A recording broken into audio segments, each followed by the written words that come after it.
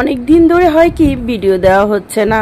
আপনারা তো যারা আমার চ্যানেল নিয়মিত দেখেন তারা অবশ্যই জানেন যে আমার 1-2 দিন পর পরই গলাটা ভেঙে যায়।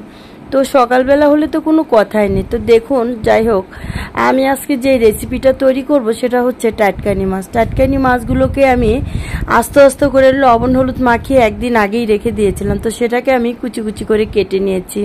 নুন হলুদ মাখানো মাছগুলোকে আমি গরম তেলের মধ্যে দিয়ে সুন্দর করে মুচমুচ করে ভেজে নেব। স্পেশাল আজকে এই রান্নাটা হবে কি দিয়ে? আম দিয়ে। আম দিয়ে হয় কি, আমরা যেহেতু আমের সিজন আর গরম, তো এই সিজনটা থেকে আম দিয়ে রান্না করলে খুবই ভালো লাগে, খেতেও যেমন ভালো লাগে, শরীরটা ঠান্ডাও থাকে। তো আমি মাছ দিয়ে আম দিয়ে কিভাবে রান্না করা যায় এটাই আপনাদের মাঝে আজকে তুলে ধরলাম। আমি তো মাঝে মধ্যে খাই। তো মুচমুচি করে মাছগুলো ভেজে নিলে হয় কি, ওর কাঁটাগুলোও খাওয়া যায়। তো দেখুন, এই সেই আমগুলো, এগুলোকে আমি পিস পিস করে কেটে নেব। তারপরে আমি এই কাটা আমগুলোকে সুন্দর করে ওই একই তেলের মধ্যে কালো জিরা আর হচ্ছে সরিষা দুটো উপকরণ দিয়ে আমি সুন্দর করে টেলে নেব। তেলের মধ্যে টেলে রান্নাটা করব। তো আসুন দেখা যাক। আমার প্রথমত মাছগুলো ভাজা হয়ে গিয়েছে, এগুলোকে আমি উঠাচ্ছি। রান্নাটা হয় কি, এক একজন এক এক রকম করে, যে যেভাবেই করুক না কেন, দেখা যায় টেস্টটা হওয়াটা হচ্ছে ইম্পর্টেন্ট। তো এখন দেখেন, ওই মাছগুলো উঠানোর পরে ওই একই গরম তেলের মধ্যে আমি দিয়ে দিচ্ছি কালো জিরা। কালো জিরাটা যেহেতু একটু শক্ত ওর চামড়াটা, এর জন্য আগে দিয়ে দিলাম। একটু বুটবুট ওঠার পর একটু ফ্লেভার বের হবে, এরপরে আমি দিয়ে দিব সরিষা। খুবই অল্প একটা উপকরণ দিয়ে এই রান্নাটা করতে হয়। এটা দিয়ে একটু ভালো করে এড়েই যাব একটানা, তাতে সরিষাগুলো ফুটবে।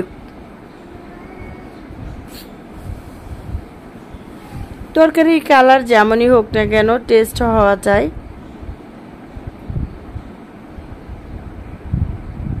তো দেখুন, আমরা মাঝে মধ্যে মনে করি কি আমাদের পেঁয়াজ রসুন ছাড়া তো রান্নাই হয় না। আসলে ওরকম না বিষয়টা, পেঁয়াজ রসুন ছাড়াও রান্না করা যায়।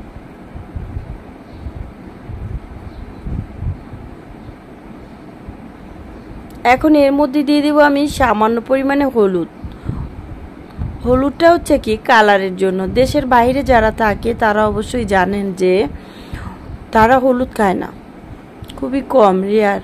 আমরা যেমন অহরহ খাই, তারা এরকম খায় না। তো এখন দিয়ে দিব আমি আমগুলো দিয়ে তো আমি বেশ ভালো করে ভেজে নেব, যাতে আমের একটা কাঁচা ফ্লেভার আছে ওটাও একটু সরিষা আর তেল হলুদের সাথে মিশে অন্যরকম একটা ফ্লেভার হয়। এটাকে আমি অনেক লং টাইম ধরে ভাজবো, একটু লালচে লালচে হবে মাছের মতো।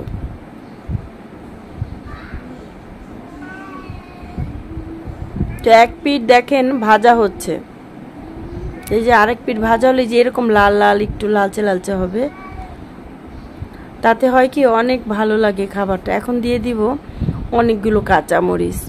আপনারা যদি ঝাল কম খান অবশ্যই আরও কম দিবেন। আমি যেহেতু একটু ঝাল বেশি খাই, এর জন্য বেশি দিলাম। এখন দিয়ে দিব ফুটন্ত গরম পানি। এই তেল ঝাল মশলাগুলো হয় কি গরম পানি দেওয়ার সাথে সাথেই পুরো পানিটাই টক টক হয়ে যায়।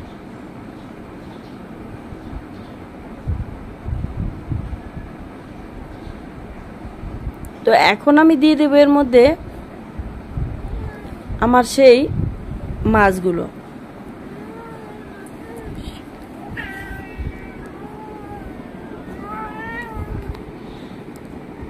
তবু আর একটু বলক আসার অপেক্ষায় থাকি।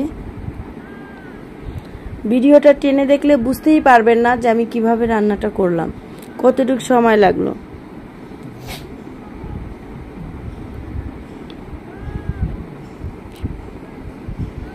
তো লবণও দিয়ে দিলাম পরিমাণ মতো। বেশি টকের ভিতরে একটু লবণ হলে খারাপ লাগে না। আমার বাসায় যেহেতু বিড়াল আছে, তো একটা বিড়ালের নাম হচ্ছে জ্যামি। ও যখনই আমি ভিডিও করতে আসি ওর ডিস্টার্ব করা দিয়ে হইলো বিষয়। এখন আমি ওকে কোলে নিয়ে কাজ করছি বাচ্চাদের মতো।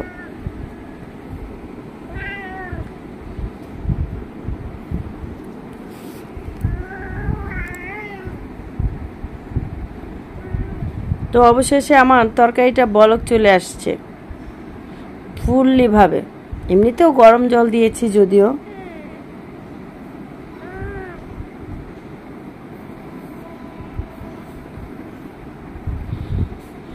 ভালো করে বলক আসলে হয় কি আমটা এদিক সেদিক হয়ে দেখা যায় ওর থেকে টকটা বের হয়। এখন আমি দিয়ে দিলাম আমার সেই মাছগুলো ঢেলে। আপনারা চাইলে আরও আগেও দিতে পারেন। মাছের মধ্যে যে তেলটা ঢুকেছিল এটা সম্পূর্ণ আমের সাথে মিক্সড হয়ে যাবে।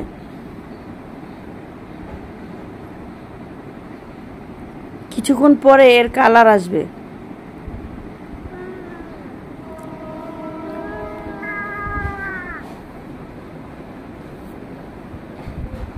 ঢেকে দিলাম 15 থেকে 20 মিনিটের জন্য।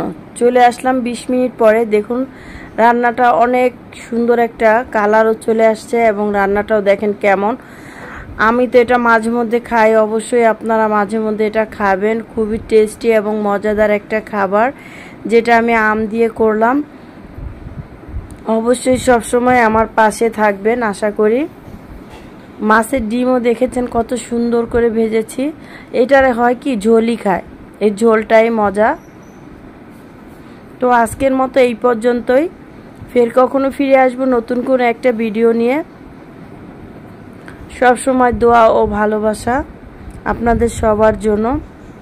আমার চ্যানেলটা ভালো লাগলে সাবস্ক্রাইব করে দিবেন।